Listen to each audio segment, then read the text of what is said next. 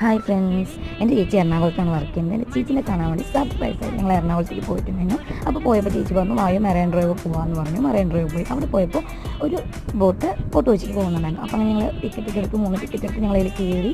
ഞാൻ ആദ്യമായിട്ടാണ് ബോട്ടിൽ കയറുന്നത്. ഞങ്ങളുടെ ബോട്ടിന് പിന്നെ 3ാമത്തതാണ്.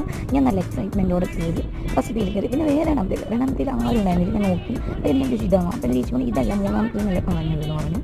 അങ്ങനെ ഞങ്ങൾ 3ാമത്തെ കയറി പോയി നിറച്ചാൾക്കായിരുന്നു.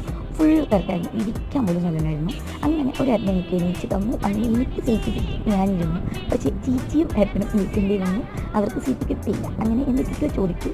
അതിൽ ഞങ്ങൾ അവിടെ എത്തിയപ്പോൾ നിറയെ ഫോട്ടോസ് ഉണ്ടായിരുന്നു. ഞാൻ ചേച്ചിയോട് ചോദിച്ചു ഇതൊക്കെ എന്താണെന്ന്. ചേച്ചി കുറേ പറഞ്ഞു. പിന്നെ അത് കഴിഞ്ഞ് അവിടെ നിന്നുകൊണ്ടു അവിടെ എത്തിയപ്പോഴും എൻ്റെ ഡൗട്ടുകൾ ഓരോന്നായിരുന്നു. ഞാൻ ചോദിച്ചുകൊണ്ടേയിരുന്നു.